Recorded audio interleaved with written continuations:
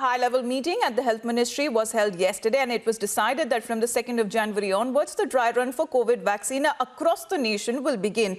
This will be a morale booster exercise for the actual COVID vaccine rollout drive that happens, and 2 cities will be identified in each state where the storage and the distribution will be executed.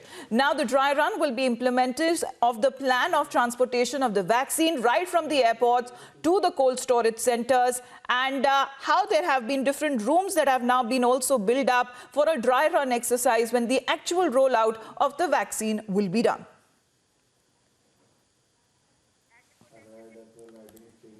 And this is also how the center is looking for coordination from the states when it comes to identification of the said beneficiaries too, who will be the first in line when it comes to the elderly, when it comes to the frontline workers, the healthcare workers who will be first administered with the vaccine.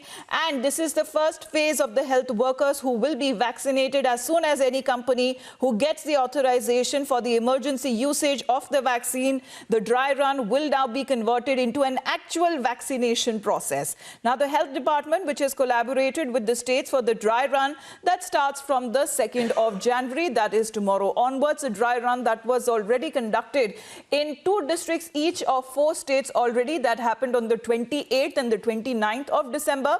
We are going across to Piyush now to give us a quick update on this. Good morning to you, Piyush. As far as the preparedness of the center is concerned, what more do we know of the special arrangements that are being made for the vaccination drive rollout? How many days it is going to last? How many districts are going to be identified? And these are the core areas that the center and the state governments will be working upon.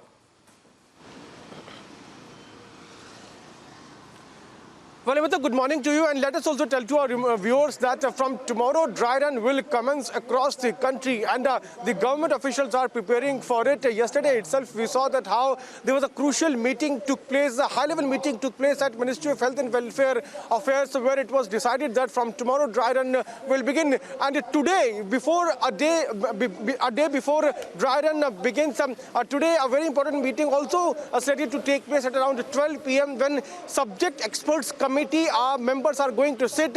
They are going to again give another chance to indigenous vaccines like Serum Institute of India's COVID Shield, Bharat Biotech's vaccine, and also one more vaccine, Pfizer, which is not indigenous. Even it has been asked to come and submit its documents. And after reviewing their documents, a green signal would be given. Looking at if they can be given a nod. Now we'll have to wait and watch as to what happens at around 12 p.m. when the meeting starts. The subject experts committee are going to gather there at FDA Bhavan in National Capital, and after that, a green signal will be given. Also important here is that from tomorrow when dry run begins, all these health officials will be asked to prepare for a massive dry run which will take place across the country. It will be like preparing for general elections because a lot of logistics will be used. We already know that in the 4 states, dry run has been successfully conducted, and it was very crucial, dry run which was done by the 4 states, and after that itself, it will be second dry run which will commence across the country. Each and every state government is now prepared, and that's why yesterday after the meeting, Health and Family Welfare officials have now instructed all the governments to conduct a dry run. What we're also making is that every state government officials are going to do a meeting today, and then only they will come out with a detailed plan as to how we'll keep an eye out on that meeting too as well, Piyush.